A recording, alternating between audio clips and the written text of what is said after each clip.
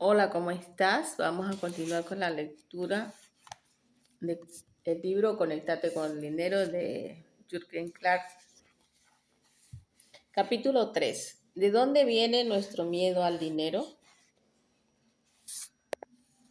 Conectarse con el dinero pareciera ser algo muy fácil, pero en realidad es un tema tremendamente complicado, en especial para los países latinoamericanos, ya que han sido particularmente ultrajados. El problema de no poder conectarse con el dinero tiene sus raíces en ese constructo nocivo del pensamiento que nos hace tenerle miedo a la riqueza y que procede de la época en que fuimos colonizados por los españoles. Es un peso tan grande y profundo que se ha investigado mucho para poder comprenderlo totalmente. Vayamos al 12 de octubre de 1492, cuando Cristóbal Colón llegó con sus 3 barcos, la Niña, la Pinta y la Santa María. Todos estaban tripulados por hombres que no eran precisamente la mejor muestra de la sociedad española. Llegaron por error a nuestras tierras porque su destino real era encontrar una mejor ruta para llegar a las Indias.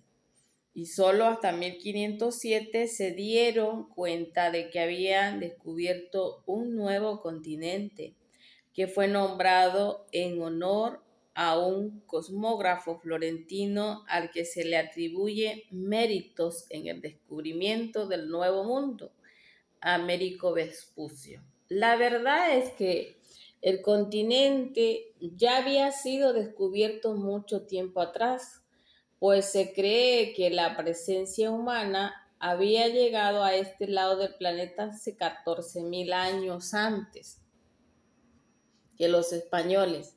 Aquí habitaban grandes pueblos indígenas como los mayas, aztecas, los incas, con culturas muy desarrolladas en aspectos como agricultura y comercio.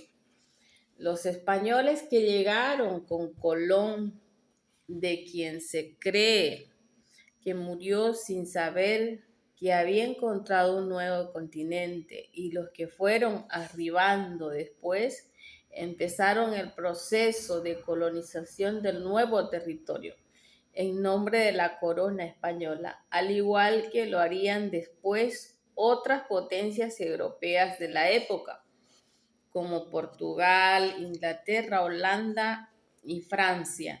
Desde ese momento empezó un desastre en el que morirían miles y miles de indígenas a manos de los conquistadores, quienes estuvieron dispuestos a aplicar contra los nativos las más crueles formas de tortura para quedarse con sus riquezas.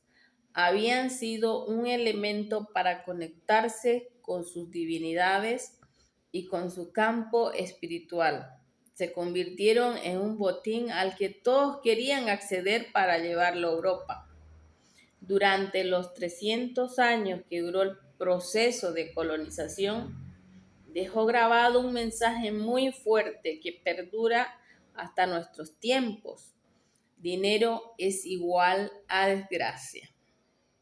Esa premisa que parece tan simple es una construcción compleja que históricamente implicó muchas cosas. Y sin embargo, debemos entender que en la actualidad estamos en otra realidad. Y ese legado de miedo a la riqueza debe ser transformado para buscar mejores realidades y oportunidades que nos permitan conectarnos con el dinero, con la abundancia y la prosperidad.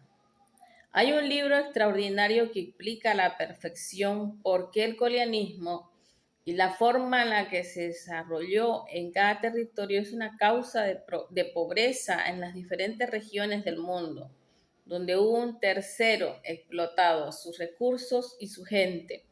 Ese libro titula ¿Por qué fracasan los países? Los orígenes del la prosperidad y la pobreza. Y fue escrito por Daron Acemoglu, un profesor de economía de Massachusetts, Instituto de Tecnología, y James Ann Robinson, politólogo, economista y profesor en la Universidad de Harvard. El texto empieza con un ejemplo clarísimo. La ciudad de Nogales es un territorio que tiene antepasados comunes. Las condiciones naturales son iguales, comparte costumbre, pero están separados por una frontera. Y curiosamente, en uno de los lados las personas tienen una calidad de vida muy superior a la de los otros. Basta cruzar la frontera para observar la abundancia y prosperidad de un lado, pero pobreza y desigualdad en el otro lado. El lado rico pertenece a Estados Unidos y el lado pobre pertenece a México. Los investigadores se hacen una pregunta clave y empiezan a desarrollar una respuesta relacionada con lo que quiero tratar en este capítulo. ¿Por qué las instituciones de Estados Unidos son más exitosas en lo económico que las de México y las del resto de América Latina? La respuesta a esta pregunta se encuentra en cómo se formaron las distintas sociedades en el inicio del periodo colonial. En aquel momento se produjo una divergencia institucional cuyas implicaciones todavía perduran. En adelante los autores se dedican a explicar el modelo de los conquistadores como Juan Díaz de Solís en lo que hoy es Argentina y Hernán Cortés en México, quienes sumieron a los indígenas presentes en el territorio a condiciones de tortura, dolor y miseria con el fin de extraerles toda la riqueza que tenían. Con este abuso que ejercían los españoles sobre los que eran los dueños reales de la tierra, cualquiera empieza a ver la riqueza como una maldición. Cuando llega un hombre con una pistola y te dice, si no me das el oro, te mato, o violo a tu hija, a tu esposa, a tu madre y también las mato. Lo más lógico es que ese material que antes era un bien preciado y que te sirva además como un elemento para conectar con la espiritualidad, pasa a convertirse en una desgracia, en algo que entregar o esconder por si no van a acabar con los tuyos y con lo que quieres. Y es que los conquistadores no se contentaban solo con extraer los materiales preciosos, sino que también tenían una fascinación horripilante por la tortura, violaciones y a lo que hoy conocemos como derechos humanos. Tanto miedo le tenían a ese concepto que, por ejemplo, cuando Antonio Nariño, un mestizo colombiano, tradujo la proclamación que había hecho los franceses en su revolución sobre los derechos, los españoles lo metieron durante años en la cárcel. Los conquistadores atacaron todo el sistema de prosperidad y abundancia, familia, salud, amigos, tiempo, espiritualidad, energía, entre otros, con el único objetivo de obtener el dinero a partir de someter y vulnerar al otro. Entonces se dispararon cada una de las armas. Reinaba el miedo, era como si todo el mundo se hubiera tragado el corazón. Así describió Bernardino de Sahagún, religioso franciscano, siglo XVI, el modelo de colonización española en América. Ese proceso partía por tomar secuestrado al líder de cada tribu para pedirle a sus súbditos no solo los metales preciosos, sino también comida, tributos y esclavitud. Además, los iban convirtiendo a todos a la religión católica, que también es otra de las instituciones que influyen en el miedo al dinero, pues de entrada se tiene que un rico no podrá entrar al reino de los cielos, o no obstante que esa iglesia haya sido durante siglos una de las instituciones más ricas del mundo. Y así como el legado de la colonización se manifiesta en dos vertientes distintas. Por un lado, la que se produjo por coacción en los indígenas cuando veían que la riqueza era sinónimo de desgracia. Por otro lado, la de los españoles que no entendían que el dinero forma parte de un sistema más grande que debe ser orientado hacia la prosperidad y a la abundancia. Empecemos por la primera raíz de este problema con un fragmento de un escrito de Bartolomé de las Casas, fraile dominico de la época de la colonia y defensor de los indígenas, citados por Acemoglu y Robinson en su texto, en el que describe la tortura a la que eran sometidos los nativos. Denle el tormento del tracto de cuerda, el chambal en cebo ardiendo en la barriga. Ponle a cada pie una herradura hinchada en un palo y el pescuezo atado a otro palo, y dos hombres que le tenían las manos y así le pegaban fuego a los pies. Y entraba el tirano de rato en rato y le decía que así lo había de matar poco a poco, a tormento, si no le daba el oro. Esas 7 líneas son suficientes para entender que para nuestros ancestros indígenas el dinero y la riqueza eran igual a desgracia. Ese era un temor racional producto de las barbaridades que cometían con ellos por quitarles su riqueza, su historia y sus tradiciones. Probablemente allí haya nacido la frase: prefiero ser pobre pero feliz. Los colonos estaban dispuestos a hacer literalmente lo que fuera a cambio de obtener los materiales preciosos, la comida, y a implantar sus costumbres en los nativos. Por eso sus amenazas quedaron plasmadas en la historia de América Latina. De otra manera, riqueza es igual a muerte y violación. Los nativos que se negaban a obedecer a los conquistadores eran castigados con una muerte horrible para que los demás no se atrevieran a rebelarse.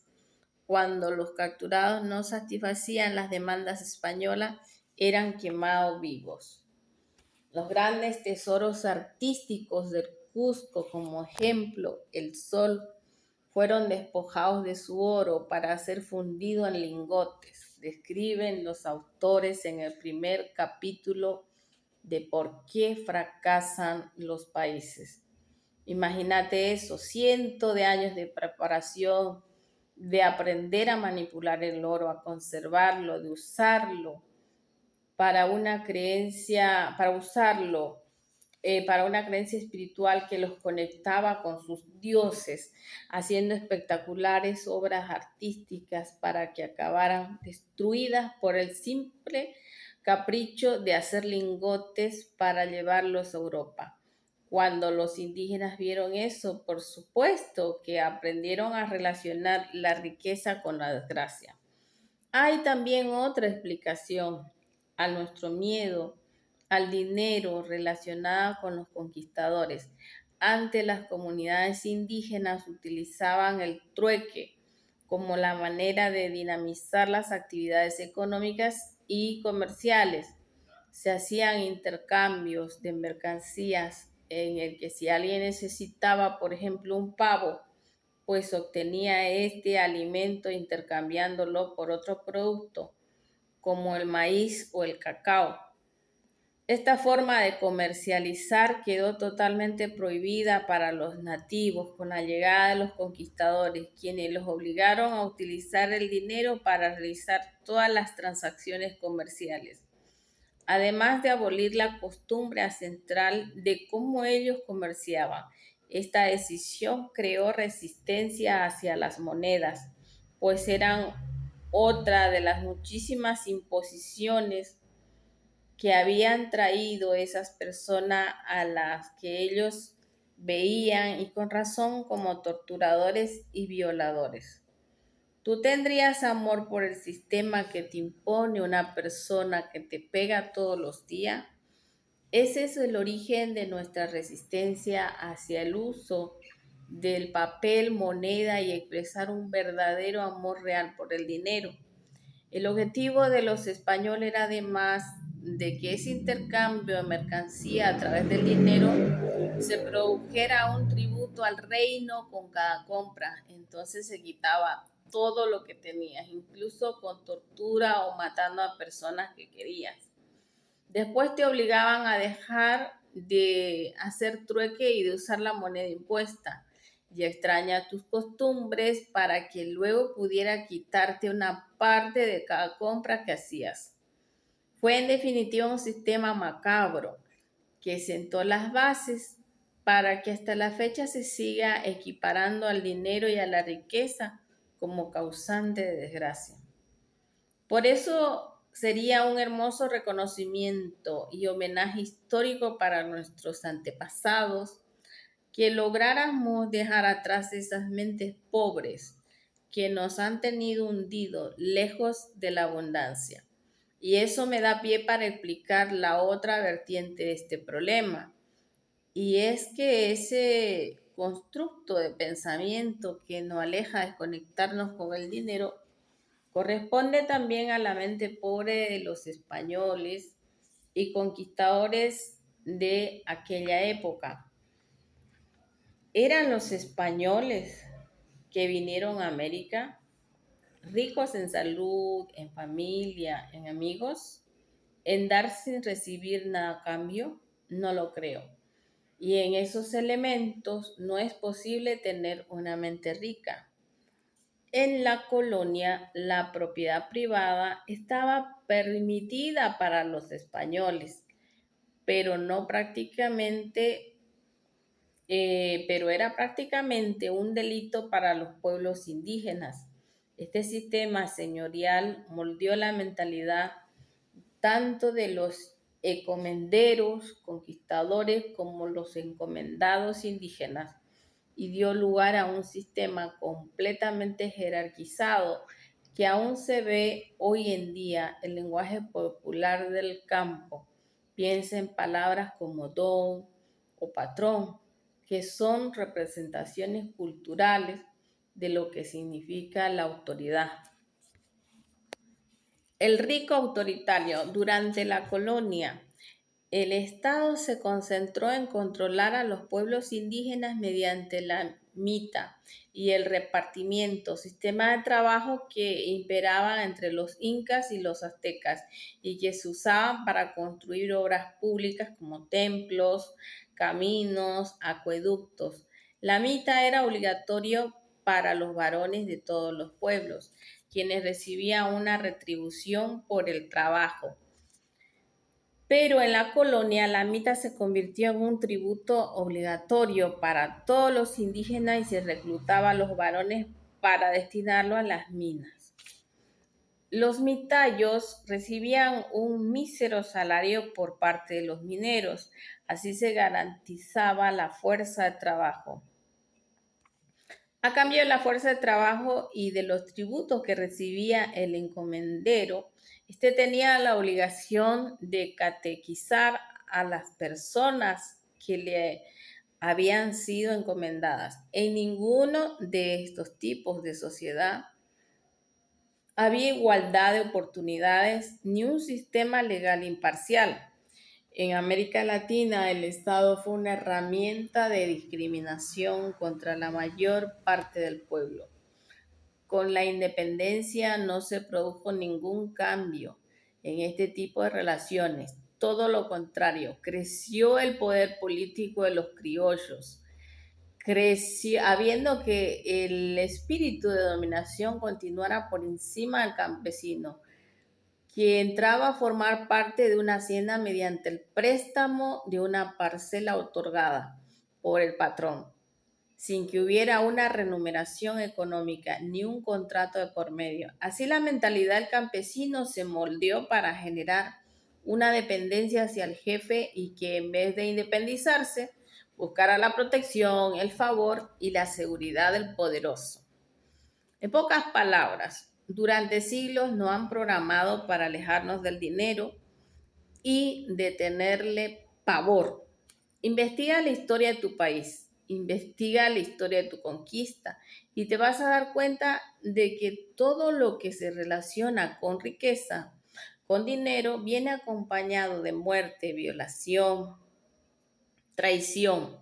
La forma en que los españoles se apoderaron de las tierras de nuestros antepasados nos dejó un legado de dolor, sangre y muerte, además de una terrible mente pobre que hemos adquirido de generación en generación.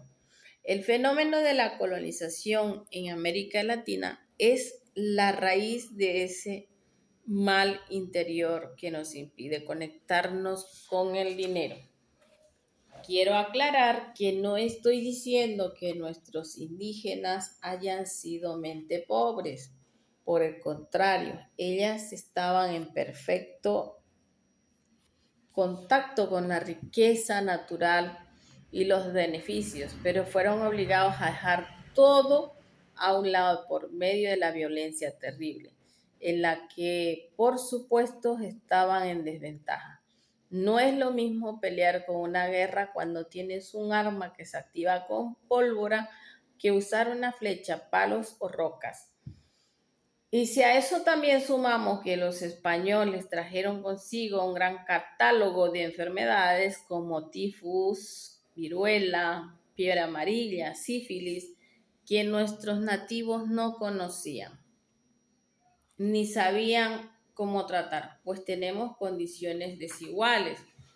Esas desigualdades aún se mantienen en América Latina y se nutren de otras actitudes como el machismo, la homofobia, el racismo, que también son asuntos muy coloniales, antiguos y estúpidos que perduran hasta nuestros días.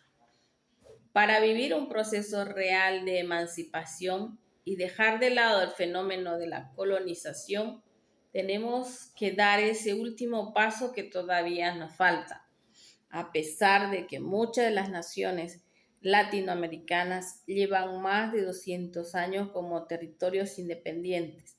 Ese paso es trabajar el aspecto mental y no tenemos a un español que nos esté apuntando con un arma todo el día o que nos amenace con violar a nuestras mujeres.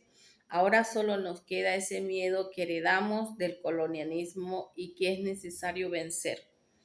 Somos una de las culturas más golpeadas del mundo y no es nada raro que en este contexto más del 78% de los latinos le tengan miedo al dinero.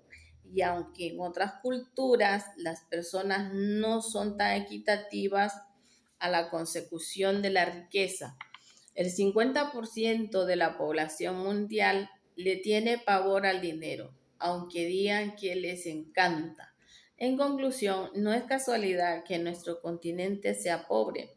Estamos tan afectados por estos constructos de pensamientos tan erróneos con respecto a la riqueza que no hemos podido avanzar.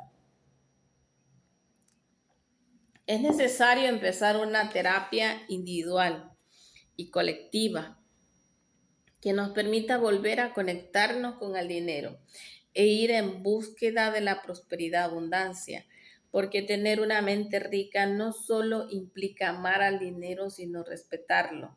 Para lograr eso hay que ser consciente durante todo el proceso del bien o el mal que le estamos haciendo al mundo. La riqueza llega cuando potenciamos lo que somos y por eso debemos prepararnos para recibirla. El gen de la pobreza, otra de las causas de donde proviene tu miedo al dinero, se relaciona con una propia carga genética. Existe un estudio realizado en la Universidad de Minnesota que tardó 11 años en completarse. Durante este tiempo se investigó a más de 100 gemelos con el único objetivo de comprender cuánto de nuestra personalidad puede atribuirse a la genética y cuánto al entorno social. La conclusión fue que a pesar de las diferencias ambientales en más de 70% de los casos son las similitudes y las características genéticas las que determinan nuestra personalidad. Incluso en los casos donde los gemelos crecieron en entornos diferentes, sin contacto entre ellos, la influencia genética hizo que ambos tuvieran las mismas actitudes y preferencias en temas como decisiones electorales, preferencias sexuales, satisfacción laboral, gustos musicales, pasatiempos, consumo de café y tabaco, alcohol, insomnio, entre muchísimas otras similitudes.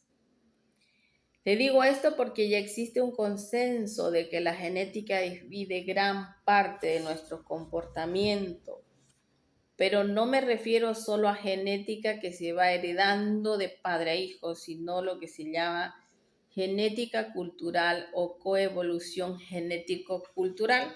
Básicamente se trata de que la cultura y la sociedad también alteran nuestra composición genética y estos cambios van pasando de siglo en siglo, de generación a generación, hasta terminar integrándose a nuestro propio código genético.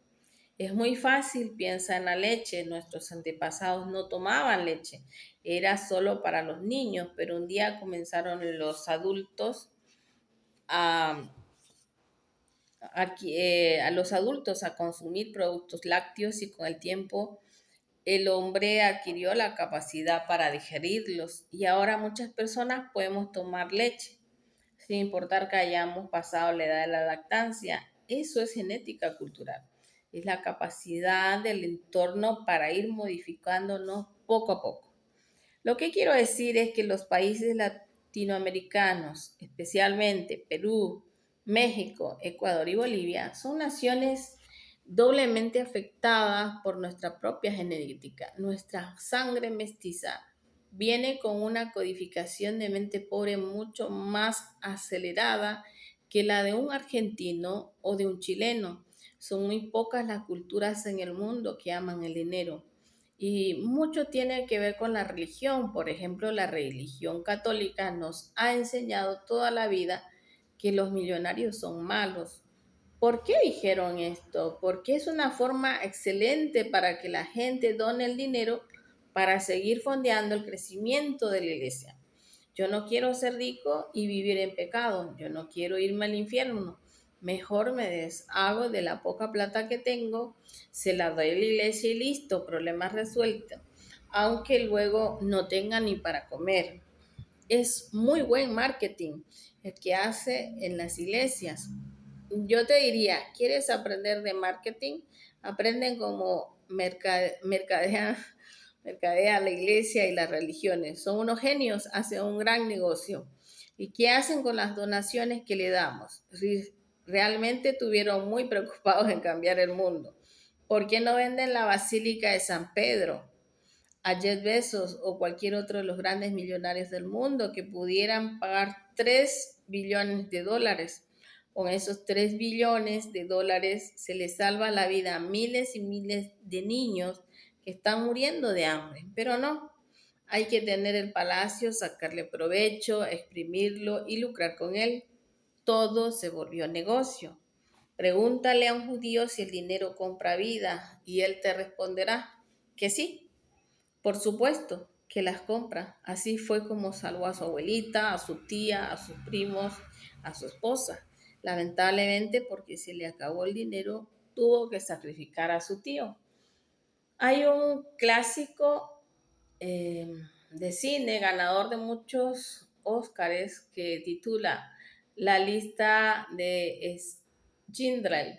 Es una película que demuestra cómo los judíos entendieron el valor del dinero y tristemente a ellos se les tocó pagar por la vida de sus parientes para que no les hiciera daño.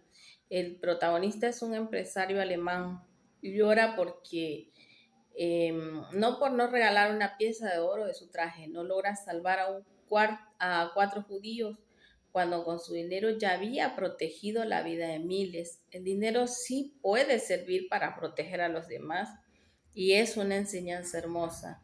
En vez de gastar 12 horas en la historia de Luis Miguel o La Casa de Papel, podríamos estar atendiendo verdaderas clases magistrales como la producción de Steven Spielberg, que se basó en una historia de la vida real que se dio durante el Holocausto nazi. De hecho, los judíos llevan 2000 años salvando su vida gracias al dinero. Por eso la mayoría de ellos forjan fortunas, no porque sean más inteligentes que los latinoamericanos, simplemente porque están más conectados con el dinero, porque para ellos tiene un significado totalmente diferente que para nosotros. Para ellos el dinero compra vida. Y cuando tú entiendes que el dinero hace esto, cuando comprendes la magnitud y su importancia, entonces ya te dan ganas de tener un poquito. El problema es que decirlo es fácil, pero creerlo y hacerlo es sumamente difícil. Considera esto, en cualquier hospital al que vaya es probable que encuentres a un niño muriéndose porque no tiene $1,500 para el tratamiento, para sus análisis, para su operación contra el cáncer. ¿Te gustaría ir a este momento y darle esos $1,500, el equivalente a un buen par de zapatos, y salvarle la vida? Bien, hemos avanzado. El capítulo 4 va a quedar para la próxima oportunidad.